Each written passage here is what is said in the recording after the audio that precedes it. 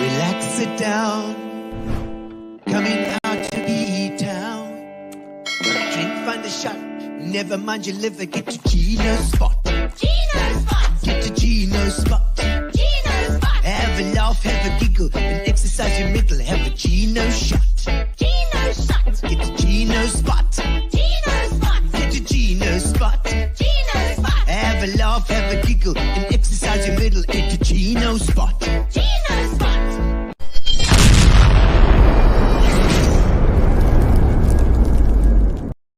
Welcome, ladies and gentlemen, to Gino Spot. It is indeed Thursday when we have our special guest, Alan Fryer, on tonight. So don't go away. Make sure that you have your drinks topped up. I've got myself a little, well, it's actually just got the gin in it for now, so I'm not going to take a swig of that just yet. But Alan's got a little whiskey as well. Make sure you've got something to drink, ladies and gentlemen. Make sure you're nice and comfy. If you're a little bit cold, put a blankie over your legs. And enjoy Gino Spot tonight. We've had a fantastic week as well. We had, of course, had Sandy Coffee on last night, which please go back and subscribe to our YouTube channel, and you can see all the Gino Spots that we've had. At Sandy Coffee last night was amazing. We had Josie Bahrain and Yvonne Johnson on, and they spoke about aging, which was a very interesting topic, particularly coming from two different angles. Vicky Oda, how's it, Vicky Oda? Nice to see you. How's your gymming and your personal training going? I hope Elsie mentions his girls. I'm sure he will, the girls from all the restaurants, because we're going to go into that history. Please put in any stories. Remind Alan about stories. That's what we need you to do, Vicky Hodder. We need you and the gals to remind Al of all his stories that he's forgetting, because he's getting old as well. You know, you need to remember these stories. Wendy Thompson, evening to you, Wendy.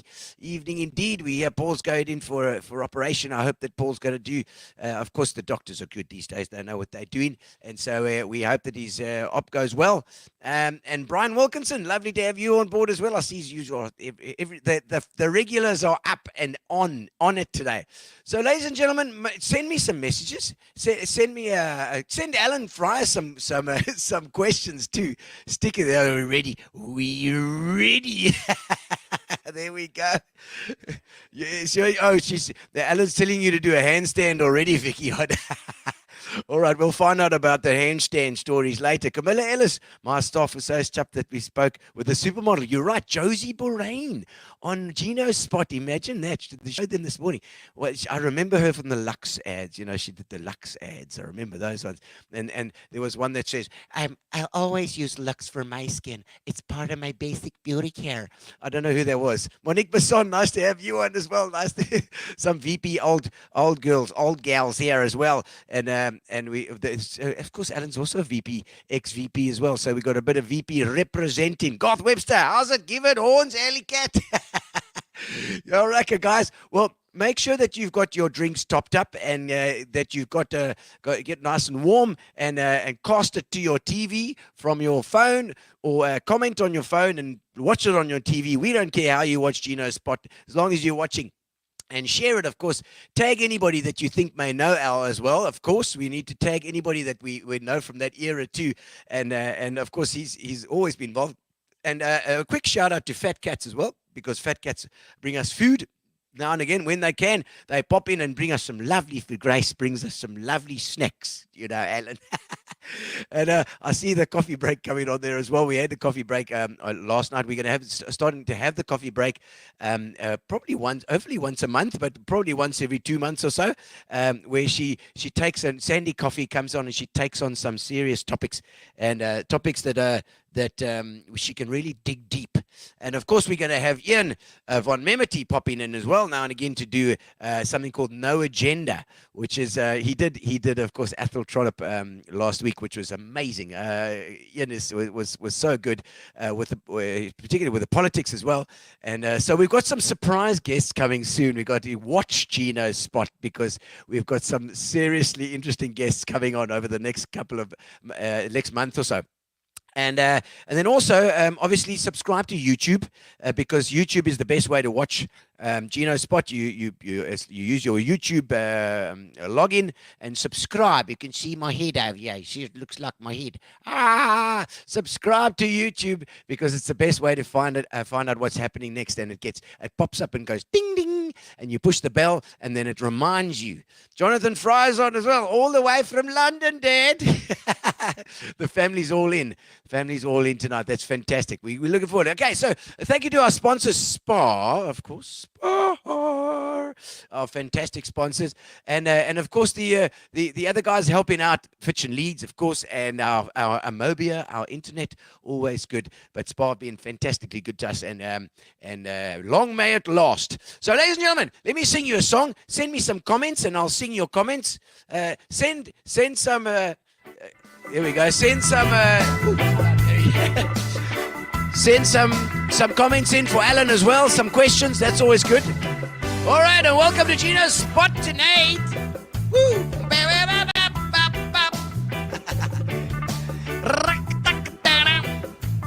I like this song. A little bit of Peter Tosh.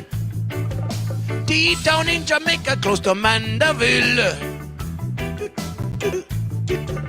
Garth Webster sits on top of the hill, and City Cindy Koffel says, Margot's days, a band flying waitressing from the floor, fun times, happy, happy, happy, happy, happy, oh. Teacher Van Heerden, woo. He says, Elsie, Elsie, Elsie, that's a her, actually, yes, that's right. Ooh. Christopher Thaxton, Gino Pino. That's right, Christopher is all the way in Detroit, all the way across the sea. No, Johnny be good tonight, oh yeah. I said go, Garth Webster, get out the shakers and the tambourine. Deep down in Jamaica, close to Mandeville. Brian Wilkins says fryer this evening. That's right, we're gonna fry him. Vicky Hodder says, hey, she thanks all the friends, Alena, all the way. Camilla Ellis loves reggae. Woo. I said go, Alana Krause is here. She said, Jean, I like the jacket, it's cause Alan is living in a Port Alfred. I said, oh, welcome back. I love the jacket, that's right. I said, go, Johnny. I said, the Johnny be good. Woo! All right, thank you, ladies and gentlemen, and welcome to the show tonight. Indeed, we're going to get straight into it. There's no what you're watching tonight. We are going to speak to our guest because he's got plenty of stories. So let's give it up for Mr. Alan Fryer. Please come on to screen, young man. Oh, we've got a little bit of an intro for him as well. We normally got a little something that little music that plays.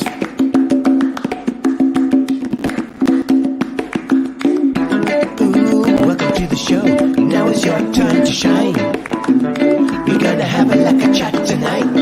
Have a good time. All right, Alan Fryer, ready? Yeah. Ready and rock and rolling. After all of that. Yes, so we had to put the little intro in as well. Exactly, yeah. little congas and things. It reminds me of, we were just talking about Fernando Angileri. Please, somebody tag Fernando, because Fernando we're talking about yes. with the congas. He taught me to Yeah, I taught me also some had my tricks. own set at Castros, which Did you? I used to play the shakers and tambourine and things, which everybody knew. As soon as I had a few tequilas, I got into that stage. Onto the drums goes or whatever, yeah. Maybe do a bit of blues or something as well. Lovely. Yeah, You sing a bit exactly too. like you did, like scattered a bit. There's It a sounded better when I was drunk. Sounds better to you, I know. Yeah. No, because I'm a drummer, obviously. So Yeah. when you had been potting it a bit, then the coordination seems to go. No, you know, got better just for a me. little. Got better for me. Maybe like my cooking. I find it with the slower songs it was fine, but as soon as it speeded up a bit, then all of a sudden my right hand wasn't going as fast as the rest of my body. But Alan, what are you up to these days? Well, you're in Port Alfred, I see. It's a bit of a journey. I actually came back from the UK after having a pub there for 5 years. Okay. I came back exactly at the time that COVID hit us. For my birthday, which I went to a chicken house for to meet all my mates. Okay. And then I went to Cape Town for a month, and then I got stuck. Oh. And then I was supposed to go back. You couldn't move? I only had 2 months of my lease left at my pub in Dorset, in Bridport. Okay, so you actually had a lease there and you were running it. So it was the end of it. So then I was moseying around Peter, and I got a phone call, thanks to Mara and Dean Dickinson. Mara Nettle. Yeah. Dean, I know Dean. They had a job for me in Addo, and on a 3-month consultancy for Yanni to run Addo, or to consult for Addo Wildlife, which encompassed about 4 or 5 different lodges. Wow. And then the 3 months turned into 2 years. Oh, well, I know Dean's into his fishing. We had a few visits from him, yeah. Yeah. He's a good fellow, solid. Yes. And then from there, my brother was chairman of the ski boat club in Port Alfred. Okay. And COVID really hit the tourism industry in Addo. So we went from a business that basically runs on 90% European, mainly German, to just the locals. And to sustain it became very difficult. So lots of cuts being made. So eventually I became chef and whatever, security guard, and whatever you had to do to actually just keep your job. Yeah. And then my brother said, come down to Port Alfred, and we've revamped the ski boat club, or the restaurant upstairs, which is now called Alleycats. Yeah, because it's downstairs and upstairs. As you're riding across the bridge, you see it on the right hand side. I've still got a double set up there, but upstairs is looking really good now. Okay. And it's not the easiest time to get the restaurant going, but we have been very busy. We have quite a few functions. We have lots of entertainers. Yeah. So it's happening. So you get bands there and everything. Yeah, we get bands. We put them downstairs. We've developed the outside area as well, because sometimes it's too many. But if we can go upstairs, we do. But it's great. It's a great setting. It's probably the best setting in Port Alfred. Lovely. It's like really There's a view. good. Yeah. Beautiful view over the marina. And then yeah, stunning. And we've got this whale thing coming up for the start of the whale season. Yes, I went to the St. Francis one just recently, but they had the PE one. I believe there were 1,000 people here. Yeah, which was amazing. And I know that Lloyd is busy because the whales they now migrate and they go and breed. Right. So they watch the whales as they go up. So now we've seen it this week as well, where the tuna run starts, and there's now more tuna in because they're following the pilchards and everything else. So yes. It's a good time of the year. And I mean, the days in Port Alfred, it's a bit colder now, but the days are stunning. Yeah. So, 26, 27 degrees. Beautiful. Suddenly it gets a bit chilly for 5 o'clock, So when is he doing this launch for his... He's doing it this Saturday night. Saturday night, okay. Gordon playing. A bit of entertainment, and I'm going to do a 2-course dinner. It's only 150 rand. Okay. Which is a smidgen. For a 2-course dinner? What a pleasure. Yeah. So it'll be good. Yeah, plus entertainment, and of course he does his talk as well, which is fantastic. I love it. But he can talk about the entanglement as well, which is quite common these days with the whales that get caught up in the fishing nets, etc. I saw that, and then the crayfish ropes. Yeah, and he's got some amazing footage, and he's done some photography there. That's absolutely. He's actually got a whale jumping right the way out the water, like literally. There's nothing, and then there's this whale at parallel to the sea, and it's right out of the water. Unbelievable. No, he's a passionate man. He is. And he's very relaxed at the same time. Yeah, or his short pants and his big old, his little Toyota, he rides around. He rode my gate off the other day. He took it out the gate. But no, so if you are around in the area, whether it be Bathurst, whether it be Grahamstown, if you want to pop down and have a look, it's a fantastic idea to support him. These things always grow as well. And I know the PE one was small, and it's now grown to 1,000 people. They've got food stalls, they've got all sorts. So it's going to be good. But also anybody just coming through the town, and we're right on the bridge, so it's easy just to pop in and say hello, which is always nice, to see old faces. In fact, I think we might be able to do that because we've got a gig on Saturday in East London. We might be able to pop. We'll be able to pop in. So the threat or promise? Oh, well, for $150, I'll take the meal. I've seen Lloyd's talk, so I might just leave. No, but Alan, Yeah. man. So this is great. A nice this new project. I mean, do you just always just dive in head first with these things? I do, but it's difficult in this sense because you have to work. It's not like Port Elizabeth. You've got to work on the budget. Yeah.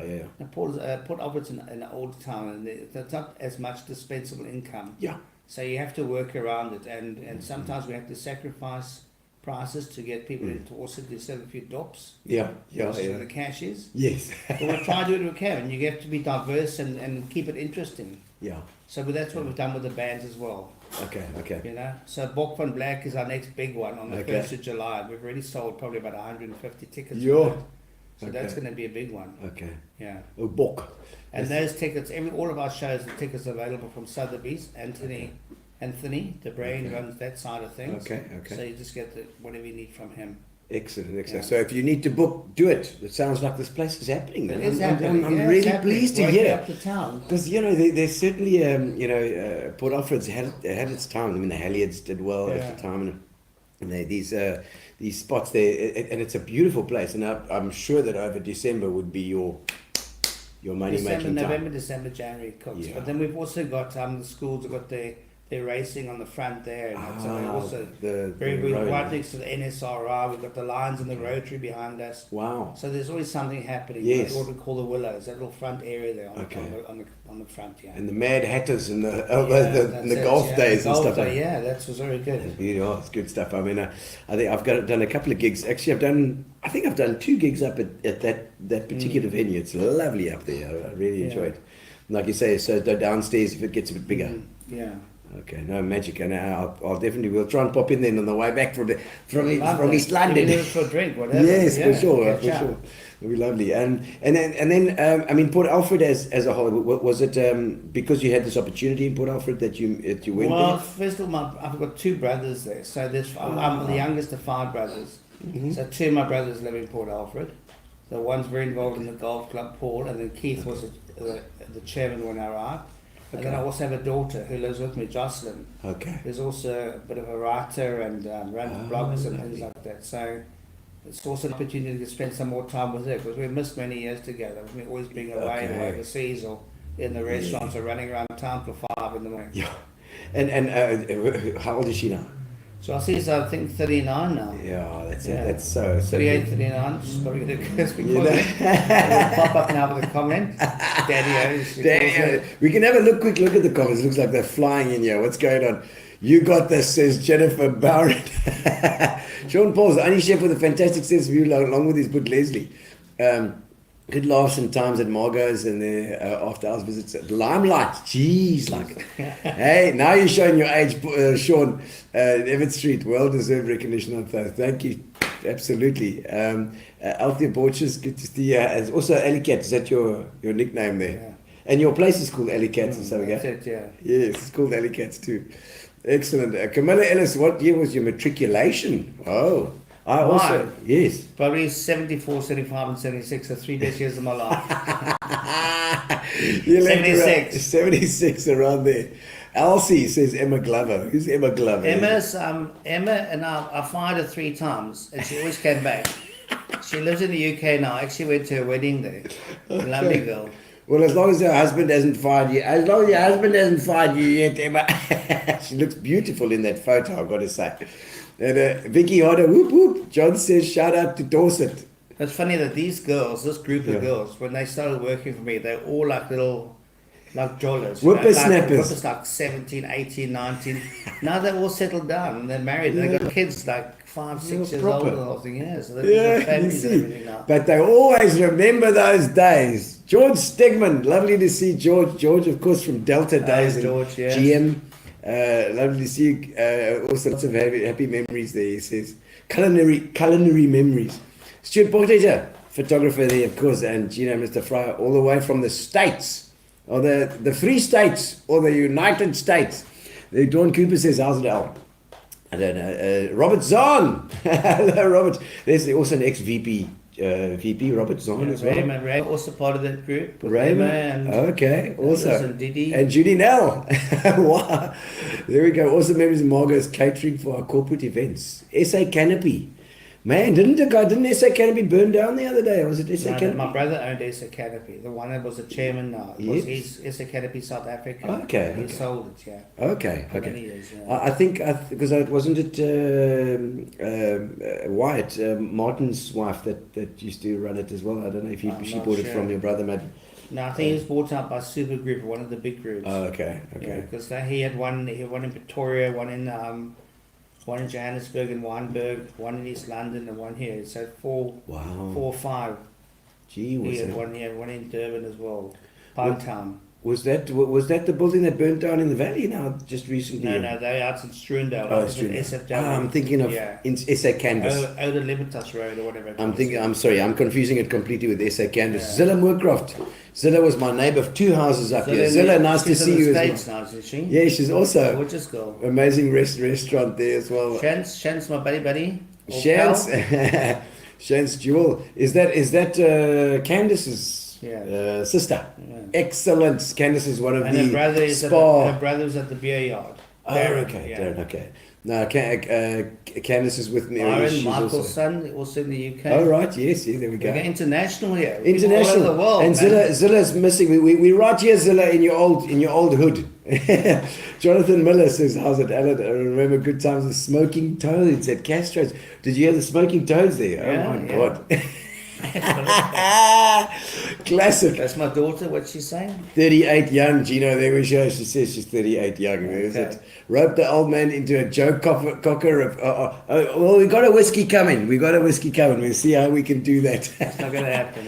And guys, fire up the sand shark. What's the sand The shark? Sand Shark was a 740 BMW that I inherited from my brother when he went to the UK. 740. That's I like a sold big. his house for him. It was a massive, it was like an aeroplane. So whenever we had to go somewhere, that Gary Bosch used to say, "Fire up the Sand Shark." He's going shopping. Excellent. That's it. Is it like a 4 liter or Yes, something? it was huge. It was monstrous. Pulling a lot of petrol. One parking, there was a whole of parking for Nosh was gone. My word. Okay, so let's jump back into the Yeah, history okay. because we need to do that too. You know? Right. So born and bred where? Port Elizabeth. PE. So born in Yeah, PE as yeah. well. Okay, My and mother was from Hankey, Hanky. Oh, so One of- yes, so. one of 13 children. My Yo. father was from the UK. Catholic, huh? Yeah. No. You And sure? then my father was 13 a kids. navigator and he was actually based in Port Alfred at the air school there. Wow. And they obviously their Joel, they used to come through to P at night, and that's where he hooked my mother up. Oh my And then God. they got married. The pilot. And there was a navigator in the bombers at Lancaster, Jesus. I think. And then he took her back to Birmingham. Yeah. And he Brummies. so they lived in Bourneville because he was Okay. accountant at Cadbury's. Okay. And she learned to cook with Mrs. Beaton, who's still one of the classical books, of Yeah. ever. Oh, really? And she actually won Miss Birmingham in I don't know, what, 1960 something. Miss She was- Birmingham. She was Miss Birmingham, so she was a Lovely. very pretty lady. Wow. Yeah. Your mom. Mm. Lovely. Yeah, so it's and very traditional, and she's a very proud mother, worked hard, refused to ever have help in the house. 5 boys, different meals every night. We'd all get breakfast served in our rooms. Nobody's allowed to wash the dishes or touch anything in the Really? kitchen, and that was how it was. Wow. So that traditional kind of. Yeah, my dad was like a real club man, St George's, Oh yes.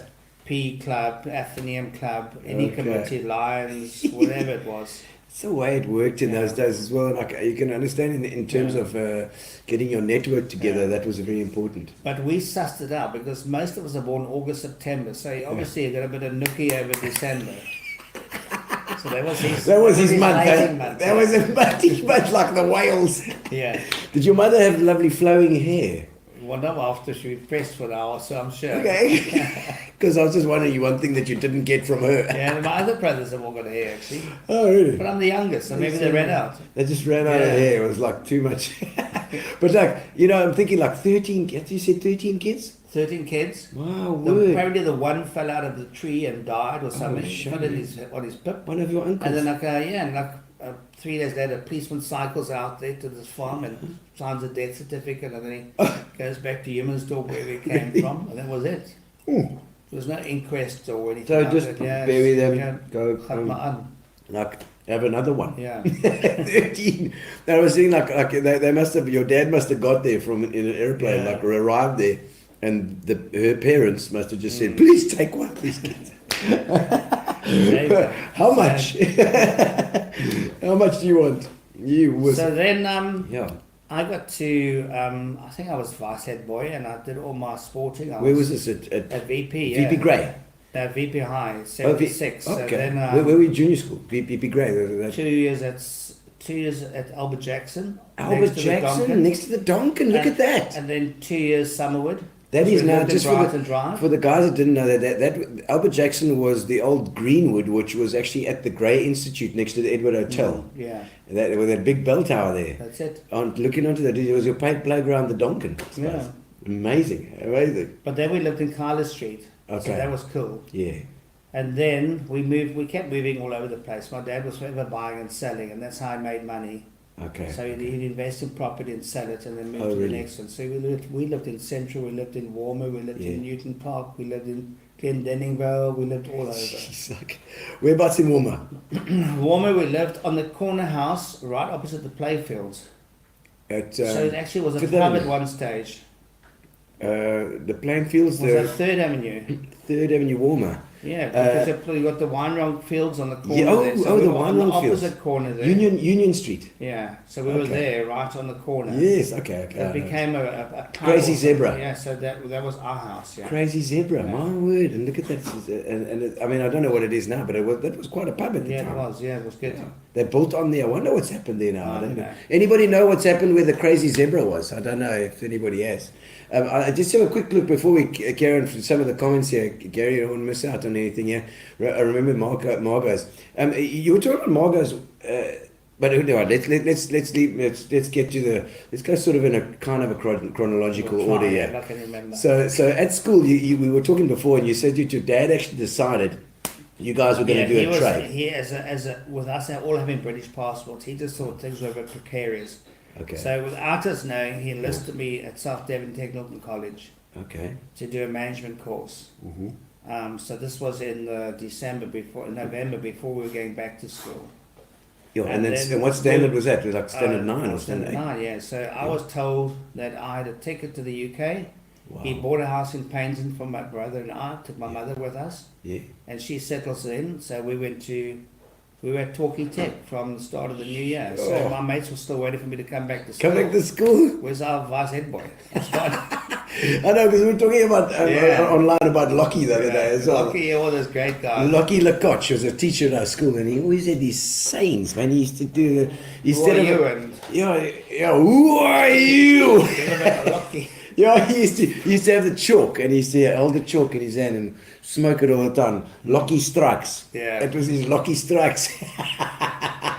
I remember one guy that misbehaved, and he actually was a strong guy. He picked him up in his desk, and he carried them all the way down the stairs to Gak's office, and put him dumped him in his desk outside the office. Gak was Mr. Pearson. And I remember Sandy Robbie talking about Gak. and that was VP. If you heard VP, then you knew, you must have known Lockie, because he'd always have he didn't have tests, he had fight days. Yeah. Fight day, Monday fight day, day 1 Monday. We had day 1, day 2, day 9. So it was most confusing. Head boy of the vice, maybe. That's what Garth Webster says. We had a guy, I remember a guy called Mr. Wright.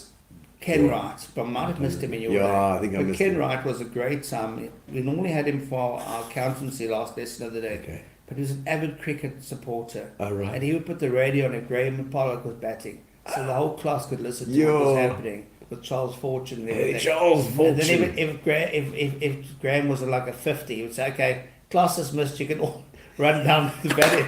Try to see if we can get into St. George's or whatever. Jeez. Yeah, and I mean, GVP was always renowned for being quite rough back then as well. Yeah.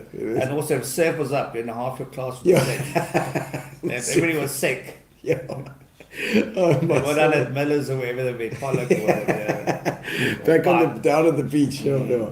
But wasn't it a bit of a? Oh, there we go. Camilla says saw Lockie the other day.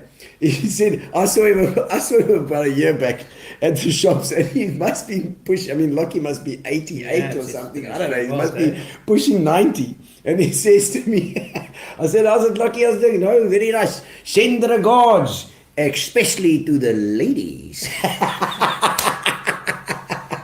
Lucky.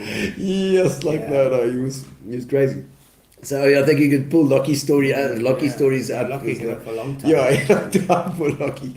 And but I'm saying, like, taken out of school just suddenly like that. Was it not a bit of a I shock? just went with the flow. Really? I always have, yeah. It was something we did. Yeah. Okay. So there we were in the UK. We'd visited several times, so Yeah. we had family there. I had an Okay. uncle there, and Okay. an aunt, and a few others, and cousins. So I knew the area, and it was beautiful. It was basically the Riviera of the front of the south of England, Okay, South yes. Devon. Okay. So it was warm. It was a nice bay, encompassed 3 different little towns. Torquay, Paynton and Brixham, which is a major fishing harbour now, port. Yeah. One of the biggest fishing ports in the UK. Okay. Wow. So So seafood. yeah, so lots of it, and major hotels in it. So it was nice to live there. Yeah. And so it wasn't that much because you'd been there already. It was almost part of your So part of your I've home, already really. done about 3 trips by the time I got there to the UK. Yeah. But where would you say your home is? If you think like, okay, well, where's my home? Have you got If a I home? sit in the UK like this last, and you see cricket on, you see St George's. Yeah. You see St George's Park, whatever. No, that's my home. You know, it's my home. Yeah. And then if I'm list for a piece of chicken, I want to Yeah. get Fernandez. I can take a plane to get some chicken. Yeah. Never mind the cost, just get there. So it does, because I always wonder when that moment happens, when you decide, okay, this is because PE is my home, obviously, Yeah. because I've been here all my life, so I can't really say. But people that have moved around, they'll say, okay, well, no, Cape Town is really my home, or you know, I think don't we know. lived in Central as well. So you Yeah. Yes. like the Donkin and You get to know all the outies. Port Frederick and places like that. We know the hot spots, Yeah. the entertainment and the lifestyle. Yeah. There's things you can do here you can't do in the UK. Yeah. I mean, even during the course of my pub, when you're in the pub, Yeah. they're in the pub with your friends there. Mm. But when they leave the pub, Yeah. that's it. You're not They going to go say, home. I pull into my house tomorrow, or Yeah. or you see the fire burning at Garth's house or Warren's Yes. house. You say, okay, I'm just going to go buy some wood or a steak and I'm there. And I go. Or make sure I've got a bottle in my car and you pull in, you know. It's not like, am I invited? Yeah. In You the UK, just- they go, oh, geez, no, Yeah. who are you? Oh, What no, doing you here? can't just Did you pop bring in. the sausage? Did you have Yeah. to get better, you know? you pull You something. can't just You pop can't in. pull in, no. No, you can't. It's true. In South Africa, you still can with your Yeah. mates. It's actually rude if you see a fire, you don't pull it. Yeah. You know, what's wrong with you? Yeah, Did you but see the fire? And I love. Well, look, PE is definitely like that. I mean, maybe it's just me. I don't know, but I ride around and I see someone in the front of the office and I'll wave, or I'll figure somebody in the cars. You know, it's a city, but it's also is a community like that too. It's a village. Yeah, it is. It is a village. It is a village. It's becoming more so. And so did you cut your teeth then in England with the restaurant trade? Well, what happened is that there's a guy, my lecturer, John Tyrrell, who was, we had various lecturers, so we did all the different subjects, the butchery and everything. He was my sauce, he was a saucier, so he taught me how to make sauces. Sauce, yeah, okay. So if he couldn't finish a class, he'd leave me behind to look after the class. And it's amazing, out of like 30 people, to finish to like 13 people the second year of the course, and down to about 10 the last year. Wow. And then People dropped out. there's a company there's a group of chefs in London called Group 9, and they nominate from each college in the country. They recruit students. Okay. So if you get into the top, if you get into top of your class, then they recruit you, Okay. and then you go to London. They'll put you in 3 or 4 different restaurants or hotels over a period of time, and until that, when they think you've learned what you can in that particular unit, then they move you on. So I did Buick's Hotel, which was owned by the Viscount Newport and Julian Sackler was Viscount Newport. Yes, so Jeez. not just like jeans and a bicycle, really? not like anything else. Yeah. Blake's Hotel, which was the first boutique hotel in London, in Chelsea. Okay. It was owned by the Rolling Stones and Anushka Hempel. Woo. So they had like 20 different rooms. Every room was decorated differently. So they would do photo shoots for Penthouse magazine and Mayfair and whatever else there. So it was a bit of a den of iniquity, but was basically like a 6-star. Okay. And an open plan kitchen. So all celebs stayed there, like Dr. Hook and Fleetwood Mac and during Wimbledon, John McEnroe, Oscar Tanner, all the guys. And so Jimmy Connors. You'd actually have interaction with them. So while you were cooking, they would chat to you, whatever. Wow. On one occasion, my brother Paul visited me to watch the FA Cup final. We got into the lift, and as we got into the lift, Big Fleetwood walked in and said, "Hey, bud, how you doing?" My brother was going to faint because he obviously knew he was. Yeah. And a story I told you earlier with Keith Richards, I mean, the concierge used to look after him. All he had in his room was a bottle of vodka a day. That was it. The curtains were closed. That was it. No food, like nothing. Yeah. We employed a new receptionist as well, and she, on a second or third day, and Mick Jagger walked in, bounced up the stairs to the reception, and said, "Can you tell Keith I'm here?" Yeah. And she said, "Who shall I say is calling?" Which wasn't the right thing to do. It's Mick Jagger, for goodness sakes. I think she listened to a lot of music. That was funny. So you had to live with it for a long time after that. But I think London is England is like that as well. It's just it's got that vibe where I think in America they treat their celebs a bit differently. England is very much relaxed there. Yeah, very much more relaxed in England. Then after that, it was actually what's called the Carlton Towers, which was right next to Harrods in South Kensington. Yeah. And that's I did my sort of major graph there where I had to do the whole run through a whole brigade. So you had different sections. So you don't work first 3 months, although you think you've done everything. Yes. They tell you know nothing. You've been to college, whatever. You just get back. So you made sandwiches, and then after you learned how to make a sandwich, you opened oysters for 3 months. Then you did room service with all the Arabs in their rooms, which was a nightmare. Yeah, I can imagine. Especially during Ramadan and that. Oh, geez. And then it was to garde manger, where you learn how to cut meat and fish and everything, and do all of that. And then you become a chef saucier, which is like the pinnacle of where you can get. Okay. I missed out the potato section, the veg section. Straight into chef saucier. Okay. So I was the first chef saucier. You get 2. Okay. So one, you make the main course dishes, and the chef only speaks French. So the head chef, he's a bit like a Paul Bocuse. What the hell's that? So he was one of the founders of the first French chefs. Oh wow! Yeah. Okay. And his name was Bernard Gorm, and we were a 2-star Michelin restaurant called the Chelsea Room. Yeah. So that was a huge learning curve, and you couldn't do anything wrong. Just explain to me the whole Michelin concept thing. Is that like a rating? By the Michelin, it's a Michelin group there. So it's obviously from the Thai company. Oh yeah. Okay. But they run ratings. Other than that, the Evening Standard, which was a big newspaper there, Faye Mashler, she could with one crit she could destroy a restaurant completely. She was hardcore. Oh my! So everybody read her write up. Wait for Friday night to read her write up, Faye Mashler. Okay. And then we'll go the same as you go. What's the one local one? You got the Guide here. Well, it's been a few people. I think it was Terry Herbst and those guys. The one that you go into TripAdvisor. Oh, okay. Mitchell would be like an upmarket equivalent of that. So your ratings were done by that. So if they award you 2 stars in the restaurant, you're right at the top. I think it's only about 3 in Michelin. In 3 Michelin stars restaurants, maybe 2 of them in London. Wow. Okay. So and that was a big thing. And then what happened is after my second year, they came to me, myself and a guy called Jerry, who was my compatriot, because it was him and I worked together. And there were 2 Japanese chefs on the other shaft. Okay. So they said to me, okay, Nice, it's quiet here now, but it's all happening in Nice because it's holidays. Okay. Would you guys like to go to Nice for a weekend? Easter weekend. Easter weekend in Nice. So before we know it, on the Monday we're off to Nice. Wow. So we get there, and that was an experience. So I could write a book about when I went to Nice. Yeah, that was major. Because that's a real tourist. Tourist we went to the Hyatt on the Promenade des Anglais. Yeah, which was great. Because that's also close to Italy there as well, isn't it? Yeah, it is, side, it's on that. It's on that little belt there. The southern Riviera, it's basically. to the Swiss Alps. Oh man. Italian Alps. Yeah. Yes. So we the very second day we were there, they asked me if one of us had to go to the rooftop Okay. for the barbecue. Barbecue. Le barbecue. And then also in that kitchen we only spoke French between course. each other. So we studied kitchen French at hotels. Okay. And obviously in London we learned quite a lot of it. Kitchen So French. It's so true. I tell Jerry now. Jerry's now. He's like a thick. He's like what's that guy from the Beano comic? A desperate Dan. He's a bit like a desperate Dan. Big jaw. Shaver and the whole thing. And he goes pink in the sun, same as I do in the lights. Who was it that was Desperate Dan? Who brought up Desperate Dan? Gary, I can't remember. One of our guests now brought up Desperate. John Smallwood. It's John Smallwood. John, he loves Desperate Dan with his Beano comics. So that guy. I get sent out to the barbecue to do on the pool deck.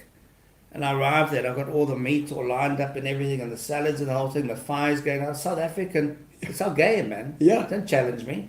So I get the whole thing. So as this whole thing unfolds and the people start arriving, I suddenly notice that all these chicks are there, nobody's got hardly any clothes on. They're all like half naked, no tops on or anything. That's how the French are. It's neat. And we've got a nudist beach right opposite the hotel.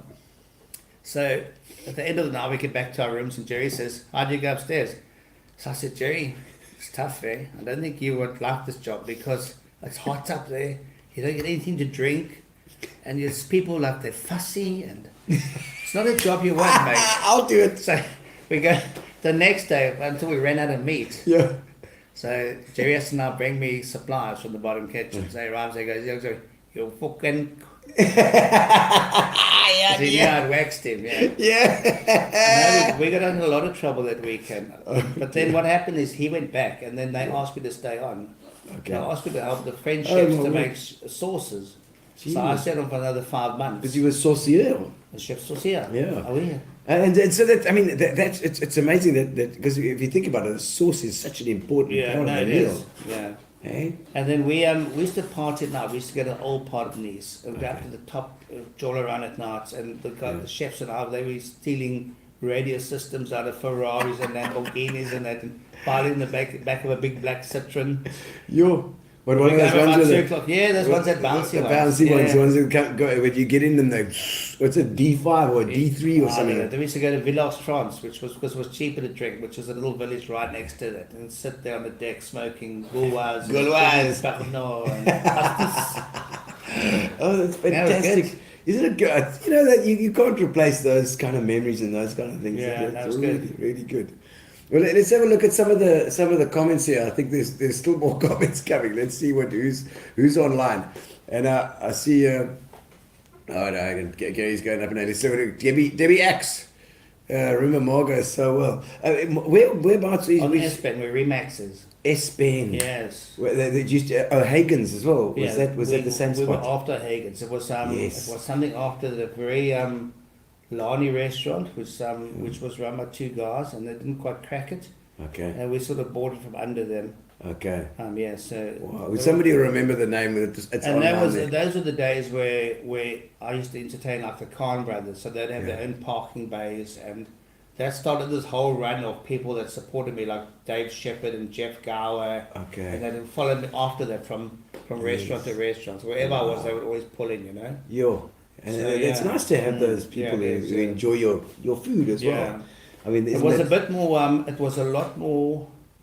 However, more honest and more refined than most of the other places had. It was well furnished. And there was a huge Jewish fraternity in town in those days, so they always used to support me.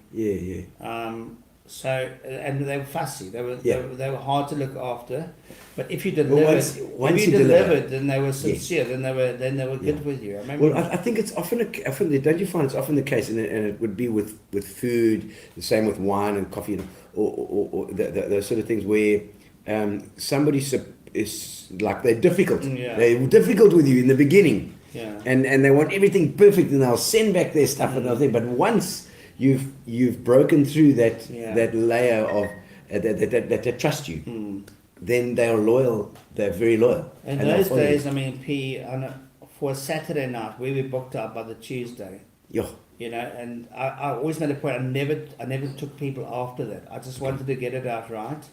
Fridays, Saturdays was busy, probably Wednesdays. Thursday was, I think, maid's night off or something. Okay. It was just quite a good night. Okay. It was like a traditional time for South Africa.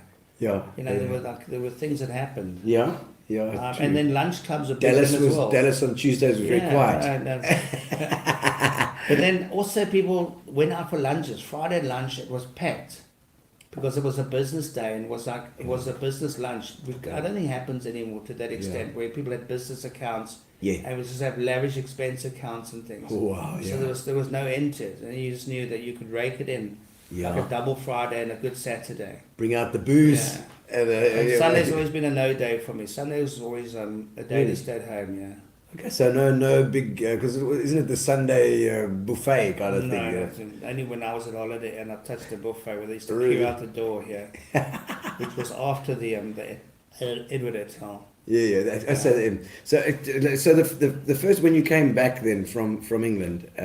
Well, the first thing I did was one? my dad. I didn't have an 18th birthday, so my dad gave me his 525E as his second car as my birthday 525. present. Yeah, but it was one of the old ones with rosewood fittings and everything, all plush. With a long. I think I was 20 about I was about with a nice. Everything was plush. It was like cruise. The lights in the front, double lights like that. Purred, Yeah. So I got this job now from Roy Lombard.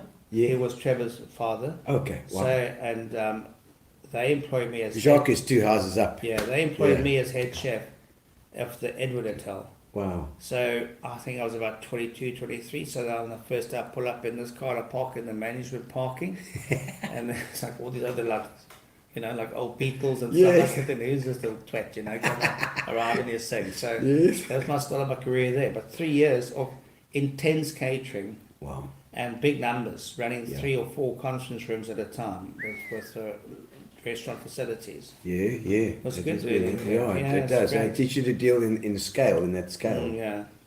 Because isn't that one of the things? Well, it was about planning. It was about making sure that if you did the Edwardian room, which could do 200 people, that there were double unit of carvery, and then there'd be satellite rooms, and then the Palm Court. Yes, the Palm Court is like open. You had the pub down the bottom there, and the terrace on the right, which was my first marriage, was there. Okay. My second one, I'm sure. I think my second one. First marriage was there. The second one, yeah. Who was your first wife? Dave Richardson's sister. Oh, okay. The cricketer, yeah. Yeah, okay. So that's why I used to spend a lot of time in Port Alfred. Good Catholics. Yeah. They're all good Catholics. We're gonna have the St. Bernadette's. They're all I St. got married at Bernadette's. St. Bernadette's. Oh, did you? I did, yeah. Oh, very nice. Yeah, in warmer 8th Avenue. We love it, Father Max. Yeah, Father Max, Salsoni, yes, Salsoni, yes. Yeah. I think Father Max was supposed to marry us as well, but unfortunately Father Max was in the I think he was at Hunter's Craig at the time we were supposed to get married. But it's fine, he came out through that. Brian, is it Brian Bowron? Brian Bowron, yeah. Brian. He's Kudu Ridge. Kudu Ridge, is that whereabouts In is Addo, that? as you come into Addo. He's part of the group that I was working with, Addo Wildlife. Oh, lovely. Beautiful out there. Yeah, stunning. Yeah, and there's Jonathan Hodder as well. Alan, when's the next food and wine pairing? I'm waiting for you, mate. Wake up. Wake up, Jonathan. We're waiting. Sharon White. Hello, Sharon. Nice to see my you. buddy. Oh, Ali, indeed. Camilla says, when you were at the Anchor, was it Eastbourne Road on the bottom of Hume Rail? Was it Eastbourne Road? Eastbourne Road. Yeah, it okay. became Castros in there because we had it. Yes. We had it. Our family had it the first time. I bought it from Phil Conning. Phil Conning had all those and buildings. he had it from Taverner.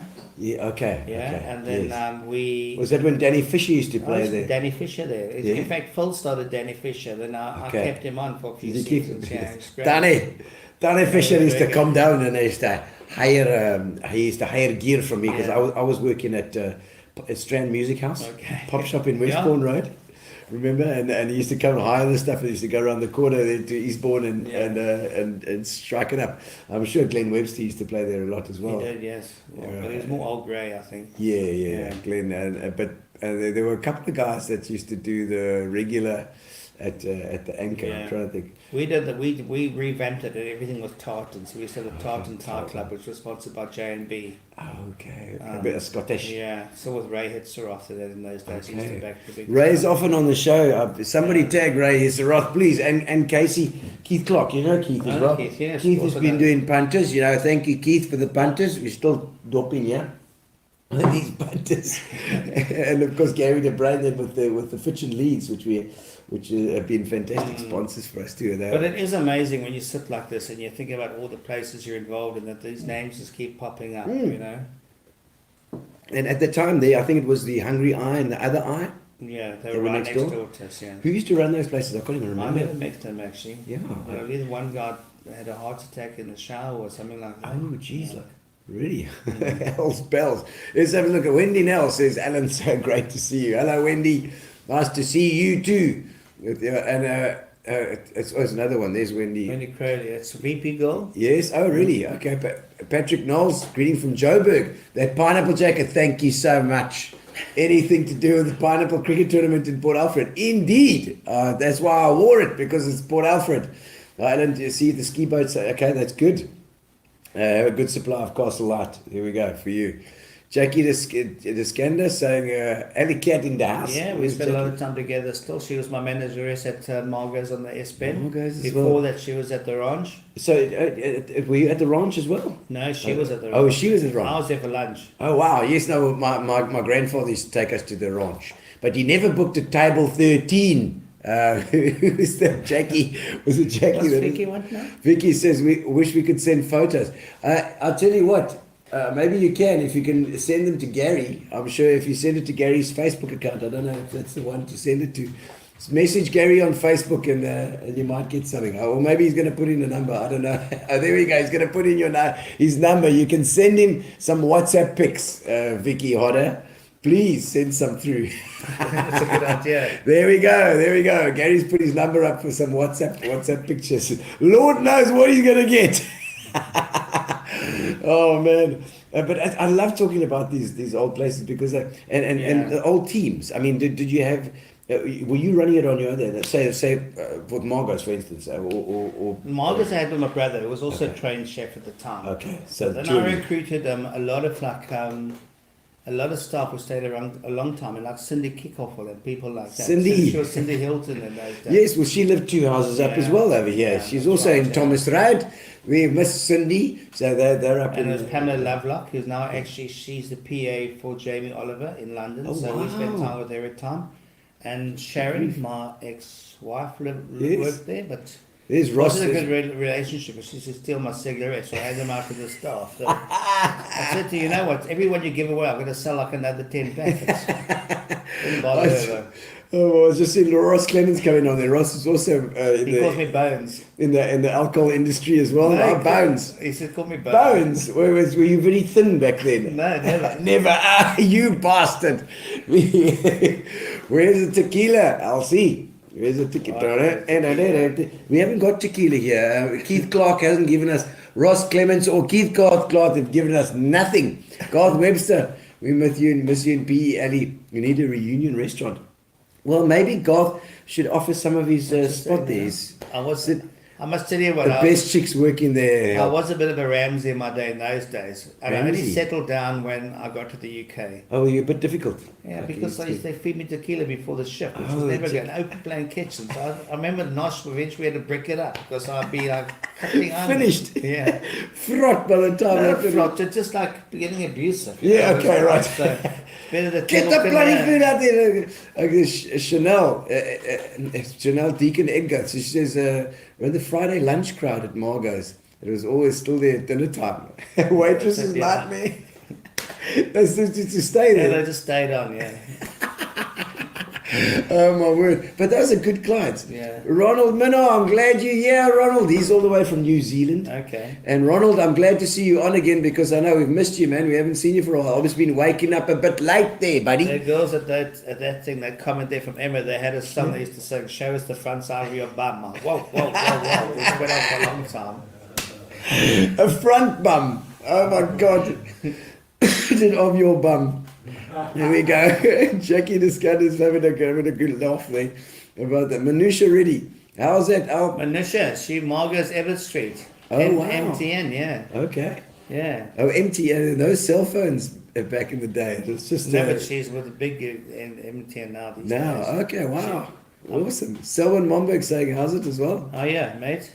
Oh, look at that old photo he's got in his thing. And then plonked me on the floor one night at Margots, waitressing from the carpet.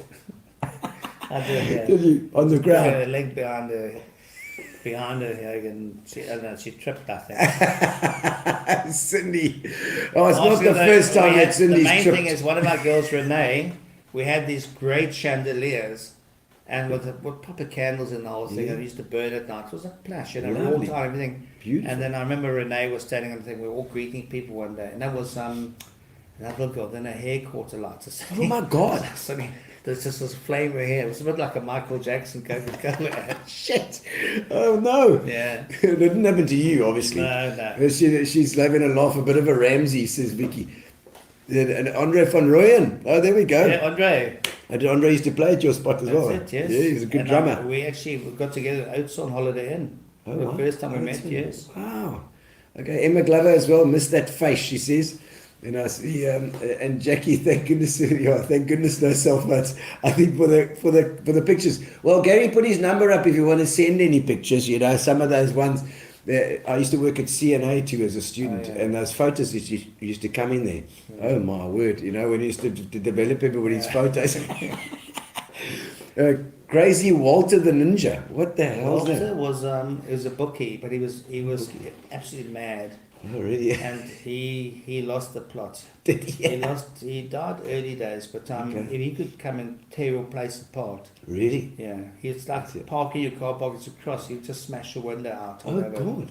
Would just come in, cause up to chaos. Bit of tempo, Walter the Ninja. Yeah, no, he was. A bit rough. Yes, man. Yo, and I mean, any other particular guests that you can remember? But I mean, you've been at so many. So, I mean, after Margots, where was it? Where was it after that? Margots, after the PE one, we sold that and moved to Pretoria. So I had one there for 2 years. Victoria as well. In Groenkloof on the Waterkloof Shopping Centre. Okay. But then I came back. Yeah. That didn't go as well as I would have liked. It was I wasn't so tweetalig in that. Okay. Yeah. Afrikaans was biggie. Yeah. And then I came back, and then funny enough, Trevor Lombard brought me back as the group head chef for P Hotels. So then I was in charge of the Edward, Was it Warmer Gardens? Yes. the beach, and the marine. Okay. Well, that's all his hotels at the At time. the time, yeah. So I did another 3 years with him there, and after that I left and did another one, whichever one it was. Nosh. no, Nosh came much later. Much later. She was. I think it was probably Margots S-Bend then. Yeah, no, I've got a little list here. It says Margots Pretoria Group Edition. The Anchor. It sounds like 93 to 96. Yeah, I've got a little timeline that you sent us, just to remind us. 93 to 96, the Anchor. That was while I was working there at Pop Shop, so it was definitely that time. 96 to 99, Margots in the S-Bend. That's right. And then, is that when the girls were there with you there? Yes. Red Plate. What's Red Plate? Okay, Red Plate came later. Because what I did is I did a series of consultancies, because I couldn't trade in PE anymore because you had an restraint agreement. trade. Restraint trade. I went up to Pretoria and I did a few restaurants there, Chicago Place, La Pampa, in Linwood. So contracting or contracting like consulting. 3-4 months, yeah. But I find with all of those, when you get there, people are like really stupid. Yes. But then you make them clever, Yes. and then they get too clever, And then I leave it to them. Yes. Okay. Because the first one, the Chicago Place, was the guy that he invented the sweeper broom, which is that rubber broom, Yeah. and he made an absolute mint out of it. Oh my word. Okay. And then Gerard, I think his name was. So this was a really, really nice place where he spent a lot of money but didn't know how to run it. Okay. And then I think he was losing about 40 a month. And the second month I was there, made 5. Yeah. And then month by month he got more clever. So I just walked away there and I said, okay, you must carry on now. Yes. Yes. Then I came back, but before I did that, I did Bluewaters. Ah, yes, Bart. So Well, would it I be did it before with Bart? Chris Simpson. Yes. Remember Chris Simpson, who was the steakhouse in St. What was it called? The very popular steakhouse. Him and his brother ran that. There's somebody left to think at the steakhouse in Central. Yeah, it was a popular concept. There was one in Everett Street as well. That actually our restaurant became that. Was that prior to that? Not the Brass Monkey. Or... No. was one of the it was almost like a franchise. Okay. But Chris, the business was owned by Gary McWilliams, and Chris was running it. So that I went in and I did the concept with Chris. Okay. And we started it up. Cadillac Jacks. Cadillac Jacks? No. Go on, somebody on the online, tell us what restaurant it was. Yeah, so he says Chris had his brother. It was a lot of ribs and stuff like that. Okay. Wow, I can't remember. And there was one in Everett Street as well, which I think another couple was involved before Margots. Mike's Kitchen. There we go, Sharon. Sharon's got it as well. Sharon, yeah. Mike's Kitchen. Keith Marie says Mike's Kitchen. Okay, it must be that one. Yes. So then we did that one, and then after that I did Gondwana, and I did Tarantinos in Parliament Street. Oh wow! Yes, I remember that. That was kind of enjoyed. Then they opened one in the boardwalk after that. Yes. Tarantinos was quite the thing. So then further on that, and I think. Yeah, I got your Chicago place, and then La Pampa. There's also another one, Bluewaters. So Bluewaters was also beachfront. Was that after Cadillac Jacks then? After Cadillac Jacks. It's still there today. Yeah. With Bart. And what kind of role did you play there? And did you? I'd come in. I would do the menu concept, do the costings, train the staff on the use of the menu. All right. I'll get involved in the decor, and on decor, and most of them I always said Gary Bosch would come and fill in and get busy and give his idea and our thing. Yeah. So he had a lot of input into a lot of the place I did. Even like Castros, he would come in with ideas with lighting and chopping up the ceiling and opening the windows in the front. So he's very good like Isn't that. he got Gigi's? That's Gigi's design house, yeah. Yes, that's Gary, yeah. So he's my ex-brother-in-law, because he's married to Janet's sister. Okay. There's so much swinging going on, yeah. It's like Sharon, ridiculous, man. So it is quite involved. So the red plate was Olga Hafner's thing. It was a wedding venue. Wow. And then I went in there with Chris Prow, who was actually at Margots on the S-Band with me. And with Nolios, wasn't it? No.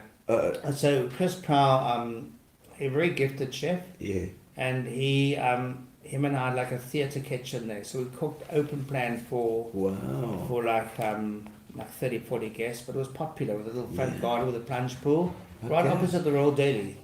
Yes, okay, Zariba. Yeah, Zariba Street. And then we would do the spinning of the sugar and the whole thing, but after like a year for domestic kitchen, it was like the kitchen was like a bomb and hit it. So we eventually left. I don't think Olga was too happy.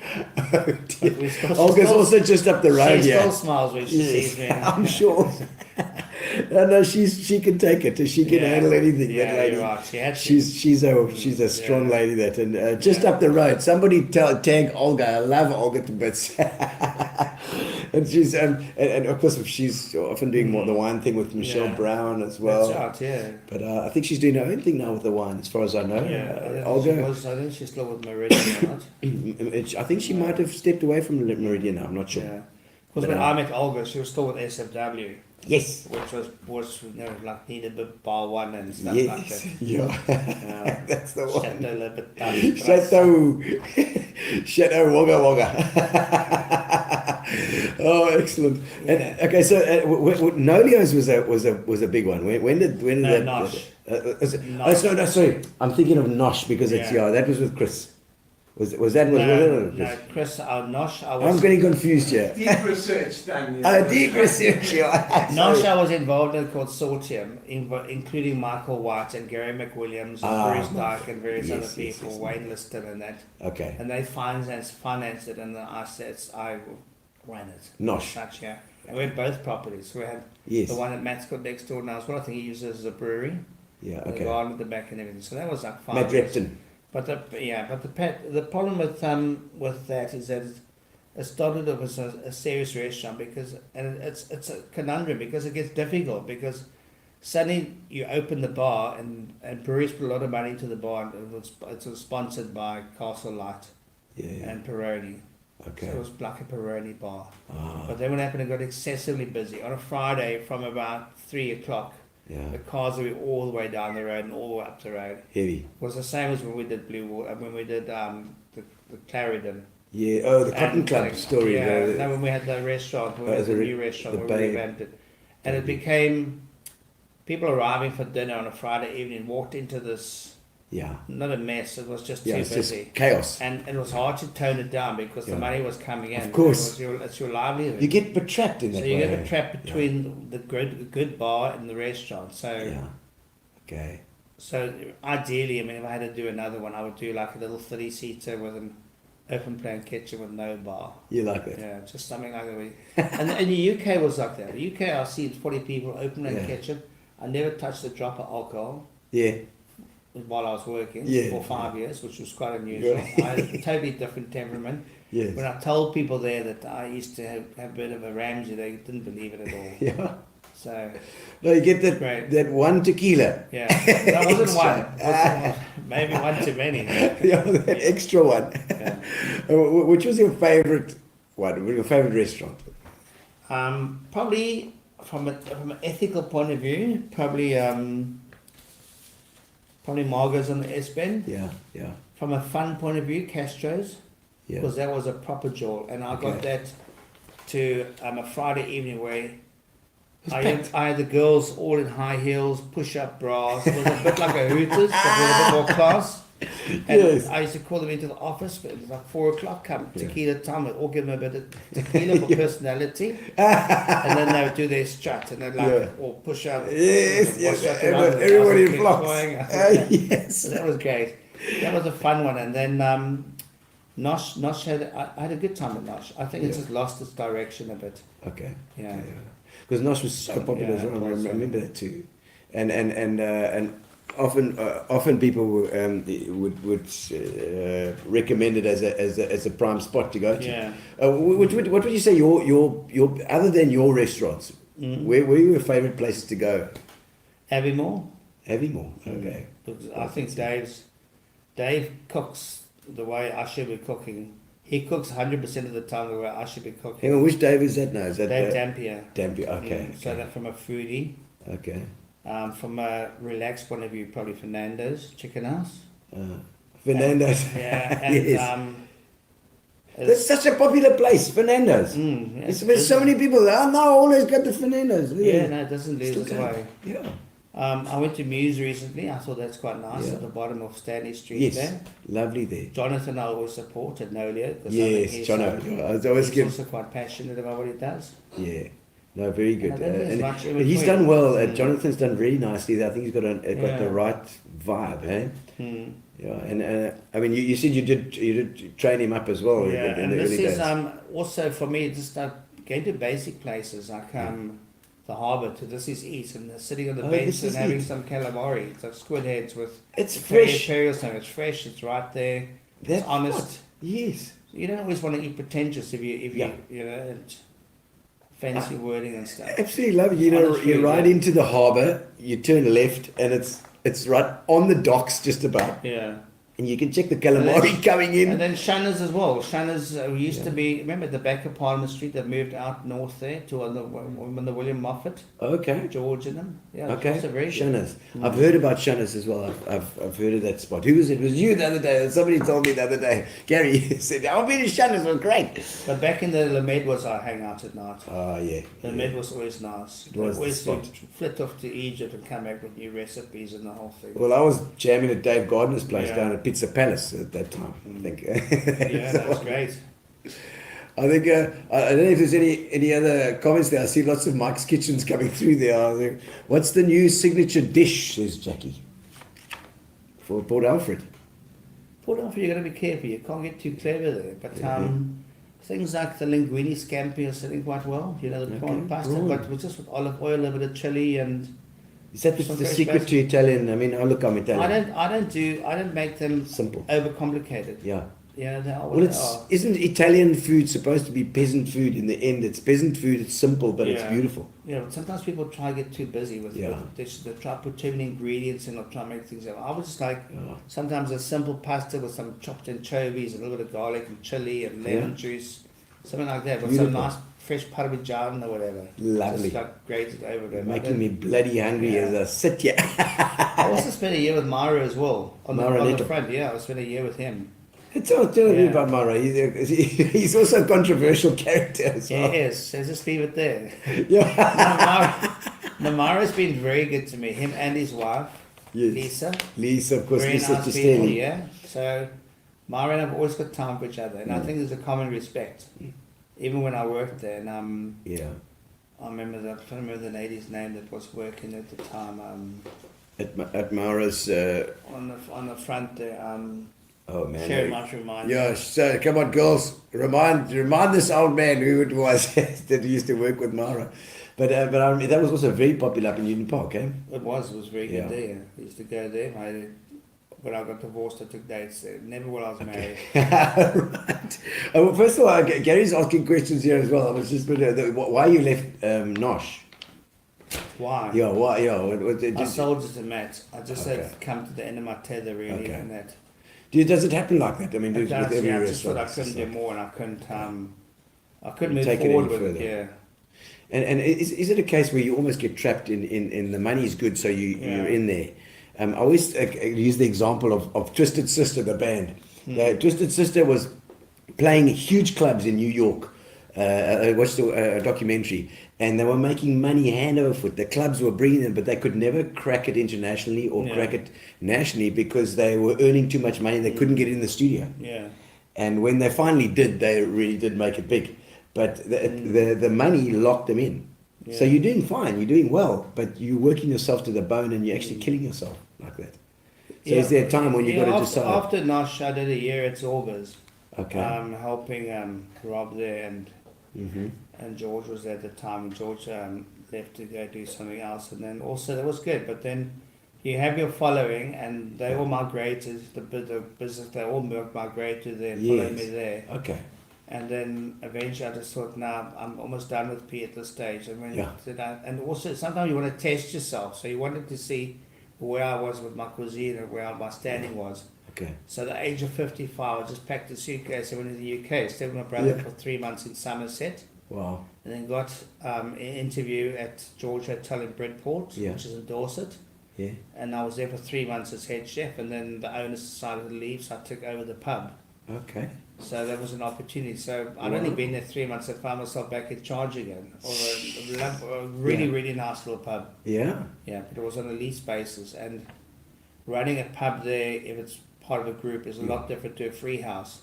Okay. Because you have to buy all your liquor and that from the From the main main source. Okay. Yeah, from the group, okay which was inflated a bit. distribution so you were kind center. of like you're fighting against free houses, which was typical. Yeah. It Okay. was nice. I enjoyed it. Little Price-wise. market town, always something happening, festivals and Okay.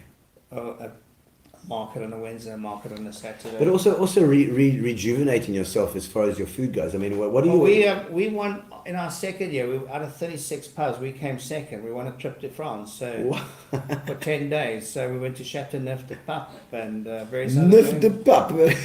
It sounds nice. No, but the owner, you see, it was funny because we met the owner. He inherited the business from his dad. It was it's one of the oldest wine estates in there on the Rhone Valley. Okay. And he used to, when we were out at night, he took us to his restaurant. He took all the wine and everything. Yeah.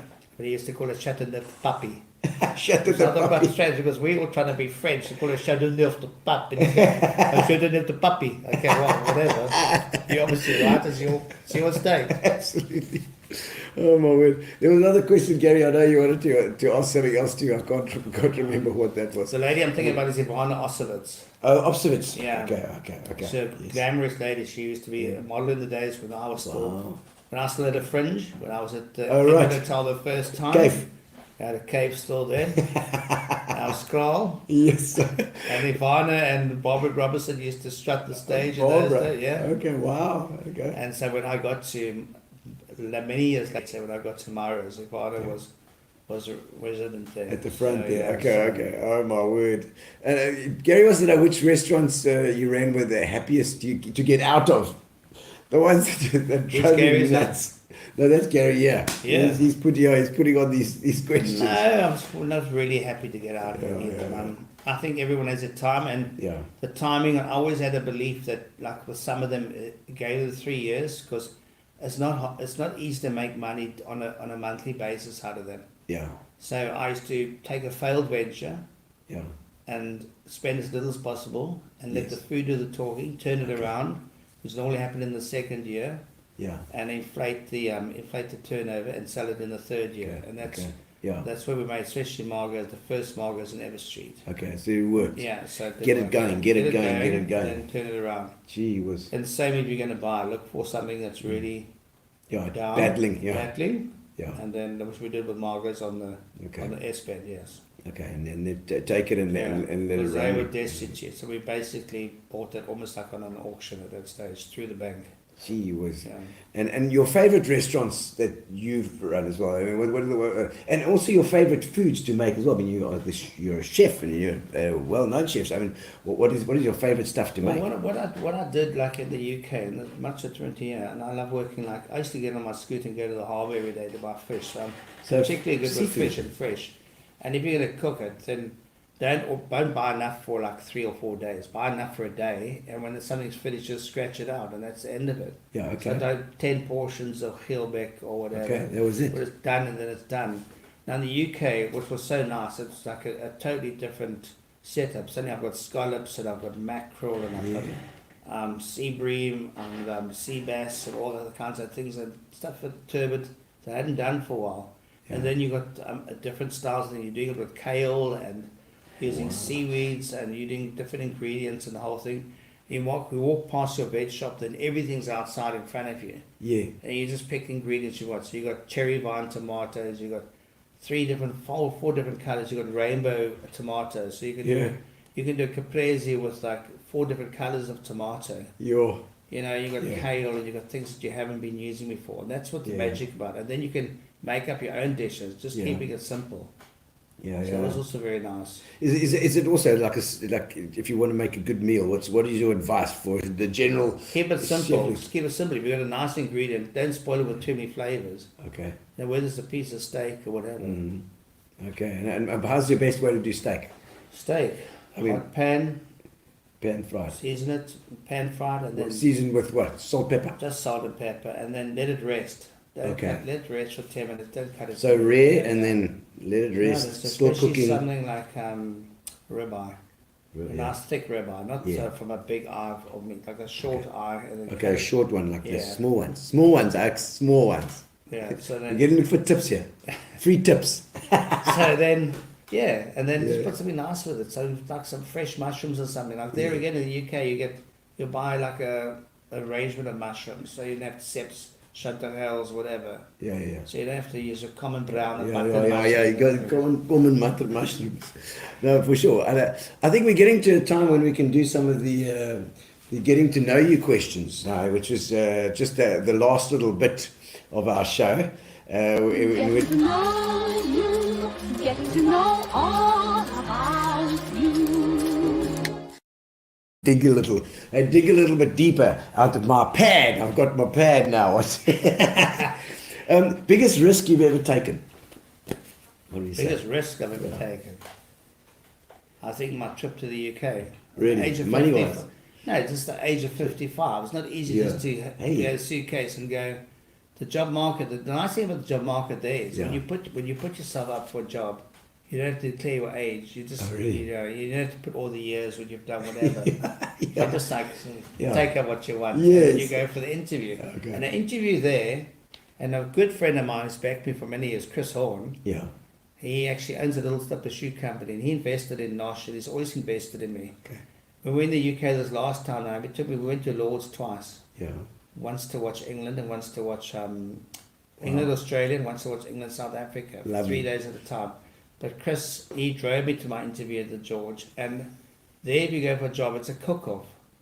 Oh. So you So don't go, here's my CV. Oh, you actually just do it. See what you do. So That's a I damn said, good thing. "Okay, what are you going to do?" So I said, well, I'll come back on the Monday and I'll get into the kitchen and I'll make you like 8 different dishes. Yeah. So Chris was there and I was sending out this food, and she's a vegetarian, the lady that was there all the time. Yes. And they loved everything. And then 2 days, they said to me at the end of the night, so when are you starting? When can you get back? So I was back on the following Monday. Wow. That's back to my brother in Somerset. But isn't that the best way to do it? It is, yeah. I mean, as a musician, I know you can talk till you're blue in the face. Get your guitar on, get behind the drum kit, and let's see what you can do. Yeah, the You guy see it walked in straight yesterday away. and he said to me, showed me this thing, okay, I can cook fish and this and that. I said, okay, come back at 5 o'clock and get upstairs. And then last night, funny enough, some friends of mine caught some fresh tuna on the Monday, and I cut it into steaks. And I said, okay, Lovely. I want you to cook me 2 steaks. And I want them seared. I want them medium rare. Yeah. And I just drizzle with a bit of olive oil and put it on a little plate for me. And that's it. I'll do the rest. Okay. And they came out not too bad. So I said, okay, well, you can come back next Monday. Lovely. Yeah, so you can see. You can't, because most people bullshit you. Of course. And you need to have somebody that can just do it straight away as well. Oh, excellent. I love that. The hardest that you ever worked? Hardest? Yeah. In the UK. First year at the Buicks. Okay. Where as a student, you basically, you were nothing, you were rubbish. Yeah. You got into those fridges, those little chest fridges you got in with a toothbrush, and you just scrub the things and everything. My soul. And then I had a love of my life at that stage, a young German girl in Torquay, and what was her name? Nicola, I used to visit her, and he knew my train left from the Victoria Station at 3 o'clock. So at about 2:30, he'd throw about a dozen to 20 reco lambs on your block, on your table. It's like you have to debone these and chine until they're clean. And then you're trying to do it quickly, and your hands were bleeding because you were cutting yourself. And they weren't chining because the fat was too warm on them. And I was like, but you could see in your mind your train going out. Oh no! And I'd go to another station and get a bus at about 10 o'clock at night, and which took the whole night. So instead of getting in at like 5 o'clock in the evening, you got there like at 6 o'clock the next morning. Oh no! But you couldn't do anything because you were like, there were nothing. They actually didn't care about what you about. So it was like being in the army, and it was the same thing. Didn't care. Yeah. Oh no, that's terrible. Yeah. Let's have a quick look at some of the comments before we go on as well, because I think there's plenty of comments coming in here. Vicky, it was an adventure living next to Nosh with Elsie. There's an extended housemate. Classic. I love it. And Jackie saying the restaurant before Margots was Guinevere's. Guinevere's.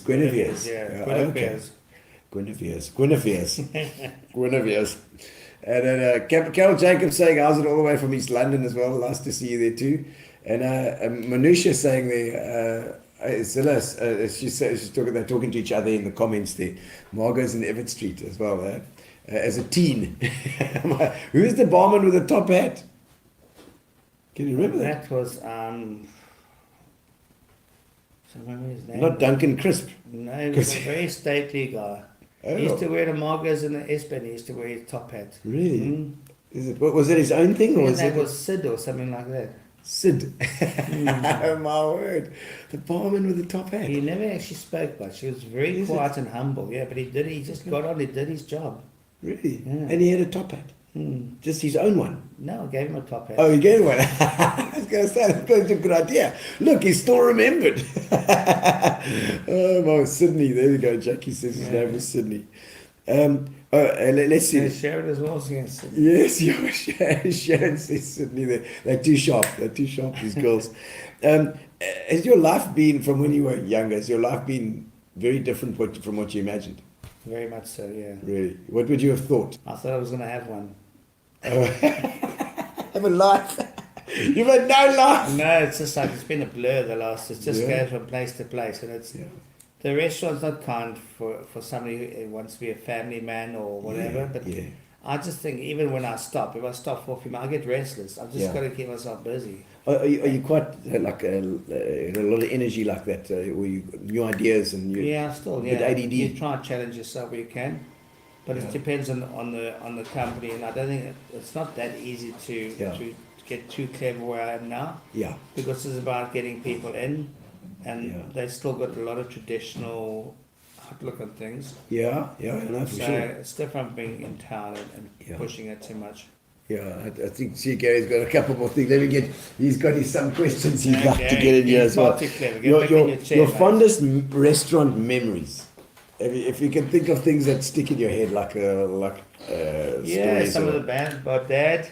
Bands. My dad used to play the piano. He was a very gifted pianist, and we had a grand piano at Margots. A grand piano. So he always invested in us, and he was very particular about a glass of port or a piece of chocolate or a piece of cheese, whatever. But he would come in and he would just like sit down, he would play the piano, and then he was like very much like Cole Porter type music. Yes. So he was gifted. He never read music whenever he just played. Yeah. But he was very good. Self-taught. So it was nice to have him there, just playing the piano and having a lunch with us. Or, What a pleasure. Or into us looking after him. It's nice that you sort of got to know your dad at that age as well, that time. Like you're saying with your daughter now, it's actually probably quite like she's a little bit older, and we speak about stuff when you know as she's always been involved in the restaurant industry as well. Actually, as well. So she worked for me for a while, but okay. She worked at Wickerwood. She didn't like the Ramsey. She didn't like the Ramsey part so much. It was better that we weren't together. She went to work for Wickerwood for Joel. Okay. Just down the road, yeah. Yes. So she worked for him for a while. Legend. Okay, yeah. And of course it's Hussars now. I think. It's Keith. It was Keith. also great. He was a great guy. You ever get into serious trouble for anything?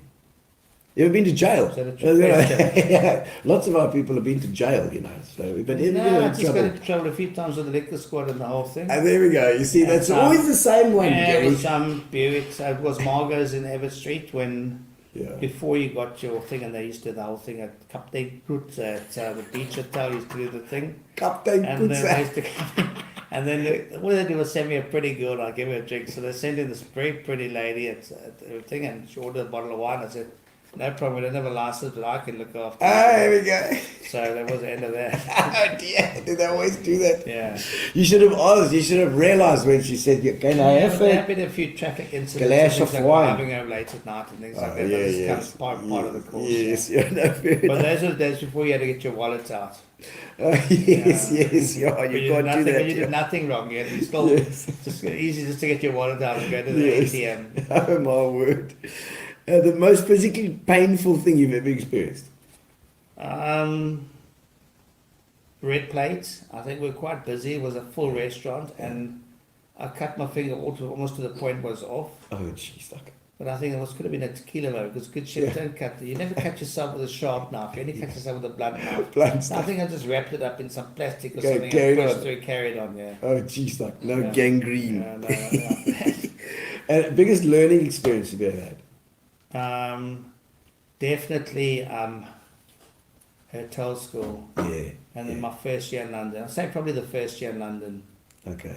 Because the first thing they said, forget about college. Oh, really? Yeah. Just Okay. forget everything Forget you everything learned. you know. Forget everything you learned. This is what we're going to teach you. Nothing, yeah.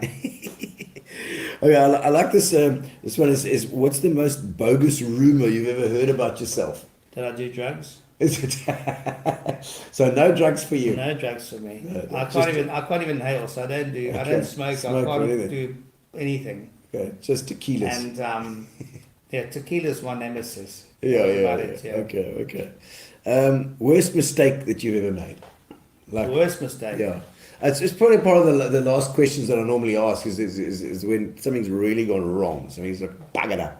Maybe coming on Gino Spot. Never. Never. No, That'd be good. I don't know really when I put the worst mistake I made. I would just say not at times realizing what I had. Yeah. You know, where it could have just done more with what I had. A little bit more and then Yeah.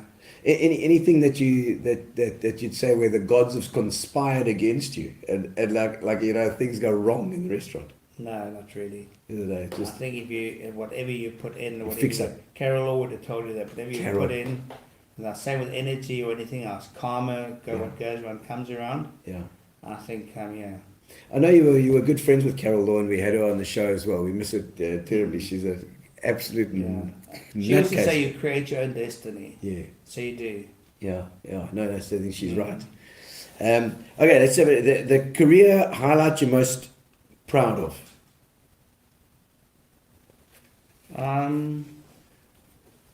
That's a difficult one. I've had a few restaurants in the top 100 in diners clubs. So I think probably that, yes. Yeah. That's I mean, like I said to you before, so many people have always come to that. Alan Fry. Oh yes, no, he was with Margots that time. Very, very good. And so you definitely have got a name and a very good name for your with as a result of that career of yours. Yeah. So it's not all for nothing. Thank God for that. Yeah. Yeah. Your biggest irrational fear. Make it the final one there. Oh, he's got some photos. We'll have some fun. Look at photos. Before we look at the photos, you got any irrational fears? Not really. Not scared of heights or No. Normally you ask the other people because they'll bring things up that you. No, I I wasn't keen on flying when I was a kid. Like when we were up, but then towards it, you do it a lot, and then you just enjoy it. Yeah. I'm not going to bungee jump, put it that No, way. okay, you know, like wrap around. Yeah, no, I'm going to bungee jump either. But that's not irrational. I I'm think. just worried there's not a rope tough enough for me at this stage of my life. Maybe 30 years ago. Yes. Yeah. Oh man, I think we might have some photos here. Let's have a. So he's still gonna do. I've got one or two questions Gary's here that I can just do before. loading there. He's loading up these things. I see them appearing on the side there as well. We've got plenty. The luckiest thing that's ever happened to you. I mean, there's been a lucky thing. Like one's like yes, like how are we gonna do this or whatever, and then something's just happened. I think the fortune of being given the opportunity of having other restaurants at a time when I thought I wasn't going to get into another one. I think very much so with getting a Nosh. Yeah. When Michael came up with the idea, called me to his house for a meeting, and he came up with a concept of putting me back in the business again. Yeah. Because Michael White has been on the show as well. So if you want to see his show too, it's also great. Yeah, I've watched that. He did the and he's with his wine. He's got the Elgin wine. Road, yes. Highlands Road. That's the one. That's the one. So yeah, that is it. But that, you know, I suppose we feel that it's lucky, but in the end, it's a result of what you've done before, and then when you free up. Yeah. Or you give the slightest inkling that you want to move on or do something else, then other people jump in. You know? That's it. So I think that is the one. And would you say that you're averse to the risk? You don't mind jumping in, or you clearly went at 55. You went overseas. I mean that's no. You have to believe in it's yourself. It's a crazy risk. If you believe in yourself, and you put your mind to it. Yeah. Sometimes I'll lie in bed and I think about I've got like this to do, and I go, shit, man, you're Alan, man. Put your jacket on, put your shoes on, and get in there. You know, make it happen. Is that true? And during COVID, was it that same attitude? Did you have a hard time? Yeah. Because as musos as well, I mean, I just you just get your head down and do something. Yeah. And for the restaurants, it was tough as well, especially in the beginning. Thurs, because that's never going to happen now. Tears is a joke, you know. That's like, you know, and tears maybe. Tears, exactly, tears. Yeah. My word. So how did you get through those times? Did you have money stashed away? Did you? I had a fair bit put away when I came back from the UK. But okay. Because it was just when you came back. Slowly disappears. Yeah. Okay. You know, because they reduce your income and the whole thing during the period. Yeah. And you have to box clever, and sometimes you don't always adjust to your lifestyle. Yeah. So you learn to do it after a while when you run out of money or whatever. When you have to. Yeah, we have do. to. All right, there we go. There's some pictures. There's Emma. All right, so just as we go out, we can finish off with a couple of pictures here. See Emma. Who's that? Is that your daughter? No, she's one of my boys. Oh, that's Emma. Right. This She's is one of early the UK. days. Went to the wedding. Yeah. Okay. And there we go, looking Vicky. good. Vicky. That's at Nosh. Oh, excellent. Was she there as well? That's good. Yeah. And looking good there. Deirdre, myself, and Vicky. That's Dee, who's in Cape Town now. Property magnet. Oh, really? Before that, her cleavage was a magnet. That's funny. There they are again. Great, there they are again. The gals. That's my son on the right. That's at Fernandez. Raymer in the middle. Yeah. Okay, excellent. Is that no? That's not Cindy. Yeah. That's from Vicky. Those are from Vicky. Thank you for those, Vicky. It was lovely to have a finishing barrage of photos. I don't know if there's any more little things. Greetings from the UK, Taran Schilling. Taran's one of the crew. One of the crew over there. She lived very close when I was in the UK, so it was quite nice being in a totally different place, having the girls, 3 of them living over there. Lovely. Absolutely lovely, yes. Or with their families and things. And I see that time for a recipe cookbook, says Jackie. She says there. It's coming. It's going to call a hard act to swallow. My daughter's been helping her with hard act to swallow. Excellent.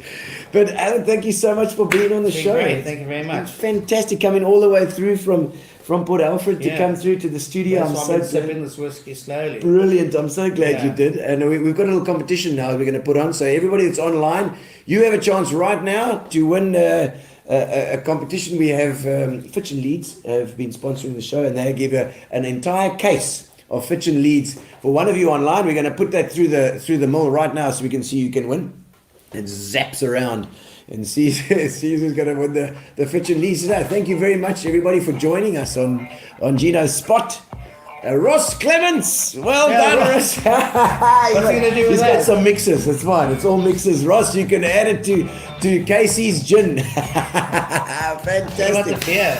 Oh, some Mr. beers. Olsen's. You'll have to bring in some. Is it Olsen's? He was doing Mr. Olsen's. Oh, there we go. Drink like a case of Olsen's. Yes, for breakfast. I think we'll swap you a case of Olsen's, Ross. Thank you so much for joining us on Gino Spot tonight, and we'll see you then on next Tuesday. Watch out for our adverts. We're going to be on next Tuesday or Wednesday. I can't even remember now. So I think it's Tuesday next week. It's always Tuesdays and Thursdays. We might change it, so just make sure you keep in the know. Thank you to Spa. And thank you to our other sponsors, of course, Fitchin Leads, as well as our Mobia, our internet, Fat Cats Catering. Oh, there we go. There's Grace organising us some food as well. And then we'll pop past, of course, to the Alleycats. Great. We will see you in Port Alfred. Yeah, 100%. If you go through Port Alfred, make sure that you pop past Al's place. The Alleycats. Thank you for joining us, ladies and gentlemen. We'll see you on Tuesday. Have a nice weekend. It's going to be beautiful weather. Relax, sit down. Coming out of PE town. One drink, find a shot. Never mind your liver, get to Gino Spot. Gino Spot! Get to Gino Spot. Gino Spot! Have a laugh, have a giggle, and exercise your middle. Have a Gino shot.